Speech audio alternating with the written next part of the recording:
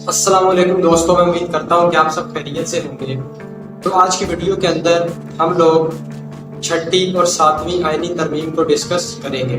तो जो हमारे पास छठी आईनी तरमीम है, इसमें हमारे पास वज़ीर आज़म के मामले ख़ुसूसी, वज़राए आला के सेक्रेटरी और लॉ कमीशन के चेयरमैन साहिबान के जो हमारे पास उन्होंने काम सर अंजाम देने हैं, उनकी जिम्मेदारियां उनको डिस्कस किया गया कि यानी कि कौन सा बंदा या कौन सा शख्स क्या जिम्मेदारी को निभाएगा या कौन सी जिम्मेदारी को निभाएगा। उसके बाद जो हमारे पास सातवीं आईनी तरमीम थी, इसके अंदर हमारे पास वज़ीर आज़म को ये इख्तियार दिया गया कि वो सदर को अहम कौमी मसाइल पर रेफरेंडम का मशवरा दे सकता है, और ये हमारे पास की गई थी सातवीं तरमीम 1977 के अंदर। और जो हमारे पास छठी आईनी तरमीम थी वो हमारे पास की गई थी 1976 के अंदर।